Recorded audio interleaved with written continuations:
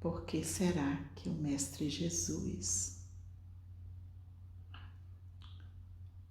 nos trouxe esta parábola sobre dar a César o que é de César e a Deus o que é de Deus? Se pensarmos com os olhos mais Se pensarmos com os nossos olhos mais da terra, poderíamos até estranhar esta parábola, como se pudéssemos ver nela algo que separava esses dois mundos, dá a César o que é de César e a Deus o que é de Deus.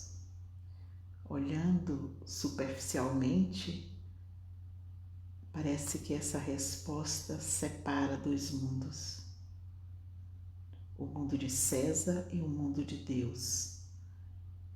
Para um eu dou as coisas da matéria como o dinheiro, e para outro eu dou as coisas do céu, como a oração, por exemplo.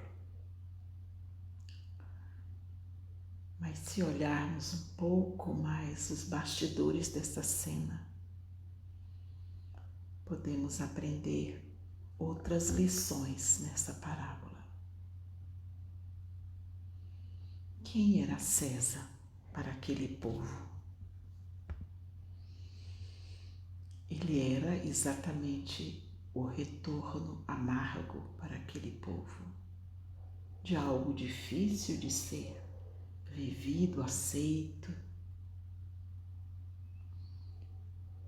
compreendido. Se o meu pensamento é linear, se eu só olho com os olhos da matéria, é impossível conhecer, compreender quem era César no sentido mais profundo. Se eu olho com os olhos mais ampliados, compreendendo que não se move uma folha na terra, uma folha que cai de uma árvore sem a permissão das leis divinas, eu começo a ter que me perguntar o que é que César representava.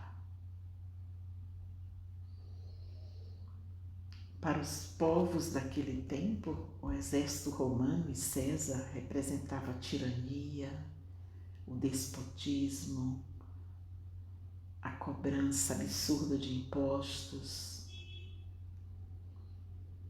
ou seja, algo que se eu olho com os olhos da terra eu me rebelo, e o passo seguinte é ou me submeter àquilo tudo e tirar vantagens, como inclusive é colocado na Bíblia, né?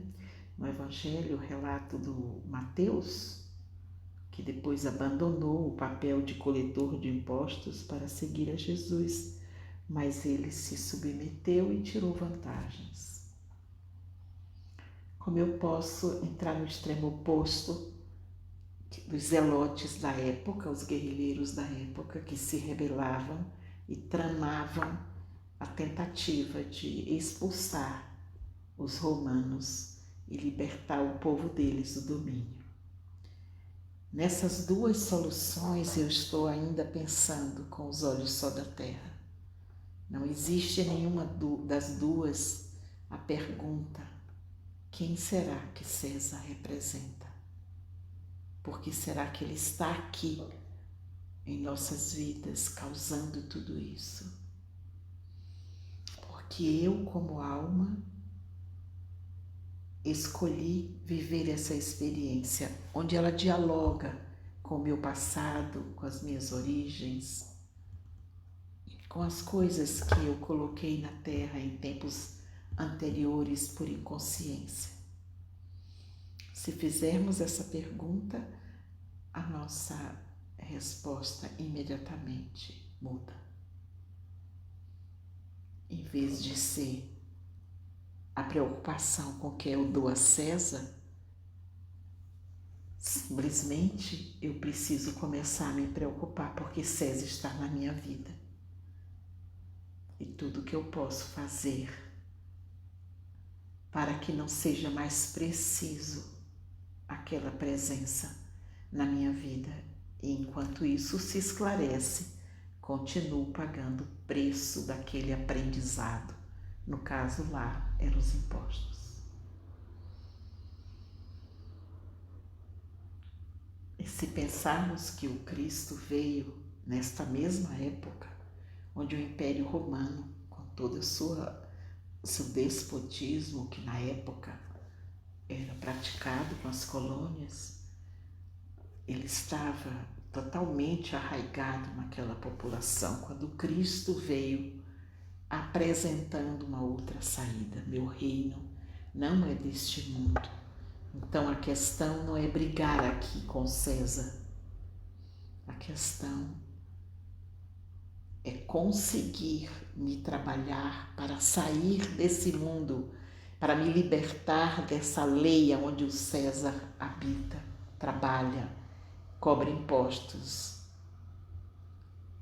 cria leis que são difíceis para a população local sobreviver.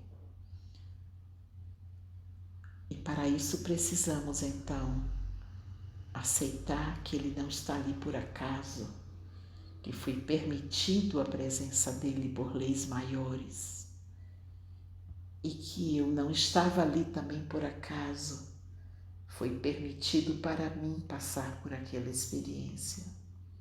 E talvez, se cada um aqueles que foram discípulos e apóstolos não tivessem passado por toda esta dor, não tivessem sido capazes de reconhecer o Cristo quando ele chegou falando de outra forma de lidar com tudo aquilo. A forma rotineira seria submeter-se, aliar-se ou revoltar-se. Ele veio trazer notícias de que César era apenas um sinal de uma certa forma, como a vida tinha acontecido e que precisou hospedar esse tipo de crueldade social para que as almas começassem a parar e pensar: tem outra saída? Tem algum outro jeito de se viver sobre a terra? E nesse momento Cristo começa a fazer sua pregação, onde muitas almas estão exaustas, aquelas principalmente que não se sentem chamadas nem para se aliar com aqueles invasores das suas terras e da sua sociedade, nem para se organizar para brigar com eles. Havia um outro contingente de almas que já buscavam outra saída. Foram esses que ouviram a palavra do Cristo. Tivemos notícia tanto do Mateus como Judas que se aliava aos revoltosos, os zelotes, e Mateus que se aliava aos invasores. Mesmo eles conseguiram, ouvindo o que o Cristo anunciava como a vida nova, conseguiram então, tocados por aquela visão de mundo diferente do que até então eles tinham vivido, que era a lei do talião, olho por olho, dente por dente.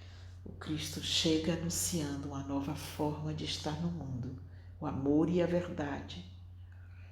Então, alguns poucos que anteriormente se alinharam foram chamados, mas a grande parte daqueles que acompanharam Jesus, seja como discípulo ou apóstolo, já eram almas que já nem acreditavam nessas saídas de aliança ou rebeldia.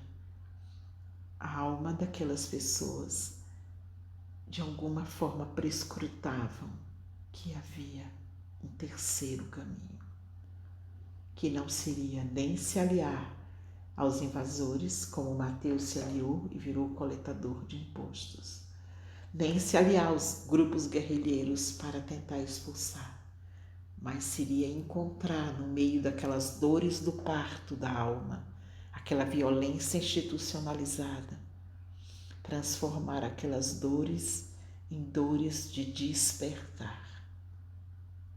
E várias pessoas foram tocadas por aquelas palavras que foram semeadas. Muitas delas estão entre nós, receberam a palavra lá e foram cultivando aquela conexão, aquele olhar, aquele despertar para algo do futuro ao longo dos séculos, e hoje se colocam no lugar de buscar um caminho de aperfeiçoamento, de desenvolvimento consciente em direção a este encontro com Cristo dentro do nosso coração. Então, convido a cada um que venha ouvir essa reflexão a tentar olhar de um lado as partes que se aliam ainda com as leis que contrariam a vida espiritual, que são leis que nos diminuem, nos endurecem, que nos tornam pedaços de carne andando pela terra, que comem a delicadeza dos nossos olhos, a singeleza dos nossos corações. Por um lado, olhemos para as nossas partes que ainda se submetem, se aliam. Por outro lado, podemos olhar partes nossas que ainda se rebelam, brigam com Deus quando vêm as cobranças e dizem que Ele é injusto e que eu não mereço isso. Mas entre essas duas partes, tem aquelas que se reúnem com outros para aprofundar o nosso caminho de autodesenvolvimento. Olhe para essas partes. Certamente não é a primeira vez esta vida que elas ouvem falar do Cristo. Elas guardam alguma semente plantada antes que nos leva a reconhecer esse desejo profundo de encontrar um caminho de comunhão interno com a lei do amor e da verdade trazida pelo Cristo, e um desejo profundo de aperfeiçoar o nosso caminhar pela terra na regência dessas duas leis. Eu peço a cada um que imagine à sua frente agora esta parte da sua alma que tem sede e fome deste encontro com o Cristo Sol.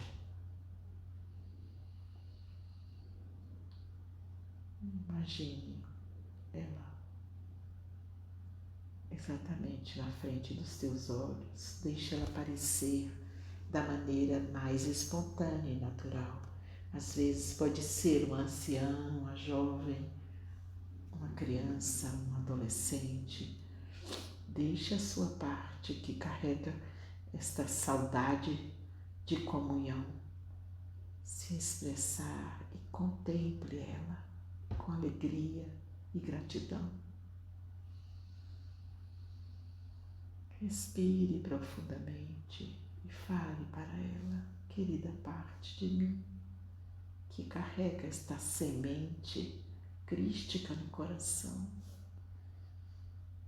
que me carrega para experiências que aproximam este caminho crístico das nossas vidas. Eu te reverencio e agradeço a sua existência. Agradeço também a todos aqueles que em todos os tempos plantaram sementes que viveram, deram frutos e construíram esta saudade no meu coração. Eu te agradeço, querida parte de mim, que guardou essa semente viva, que tem saudade da comunhão, do amor, da paz, da mansidão. E me comprometo contigo de criar diariamente um espaço pequenino que seja para lembrar da tua existência, olhar os teus olhos, porque nos teus olhos eu encontro o olhar que te guia, que são as memórias de comunhão com Ele, o Cristo. Mesmo que eu não consiga ainda ter tempo para te ouvir, dialogar, eu me comprometo de olhar teus olhos e atrás dos teus olhos, os olhos do Cristo, todos os dias antes de dormir. Então façamos esse exercício agora. Primeiro, olhe os olhos desta parte que em cada um de nós tem saudade de comunhão. E atrás dos nossos olhos, cada um de nós vai encontrar os olhos do meigo Rabi da Galileia, nos esperando, e se permita ser tocada por esses olhos, recebendo no seu coração toda a emanação que esses olhos traz para cada um que cruzam o seu caminho. Vá respirando e olhando nos olhos do Rabi da Galileia. Obrigada, Cristo, por ter se contraído 3.000 anos para poder ter estado por 3 anos conectada ao corpo do Jesus de Nazaré. Obrigada, Jesus de Nazaré, por ter conduzido a tua vida na direção de receber o batismo e a presença do Cristo no teu coração. Que bom ter vocês andando na nossa frente, apontando direção e caminho. É com gratidão profunda que podemos reconhecer e agradecer o teu lugar, ó Cristo, no governo do desenvolvimento de nós, humanidade. Cobre a cada um de nós, ó Cristo, com o teu manto de amor e misericórdia, para que a nossa busca do teu amor possa ser efetiva e coroada de bênçãos. Nos protege, ó Cristo, de nós mesmos, das partes em nós que ainda não te conhecem e podem cair na tentação. Livra-nos de todo o mal. Protege-nos de todas as tentações de querer refazer do nosso jeito o caminho evolutivo, sem considerar as leis de Deus.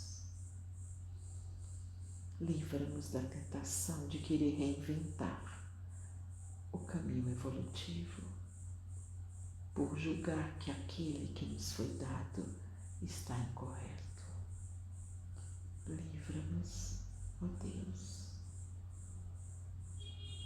desses gestos de confronto com as leis divinas, que muitas vezes, sem consciência de que estamos fazendo isso, nos pomos a julgar os caminhos dados pelo teu amor para a nossa evolução. dai-nos a mansidão em nossos corações, para que possamos contemplar as leis divinas e ser por elas permeados. Livra-nos de todo o mal, hoje e sempre, para sempre. Amém.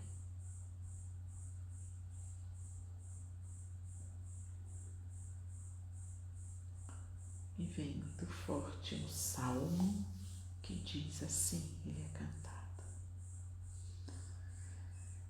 A palavra de Deus é a verdade, sua lei, liberdade.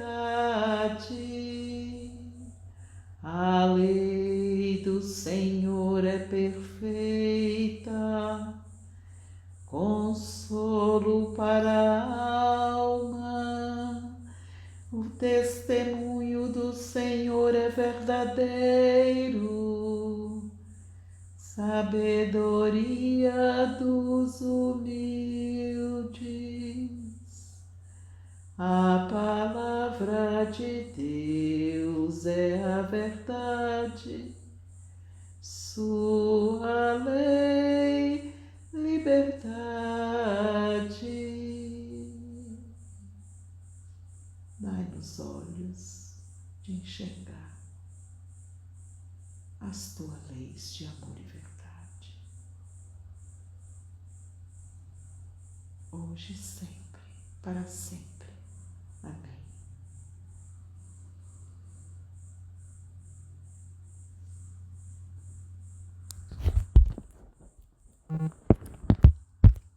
Uma boa noite.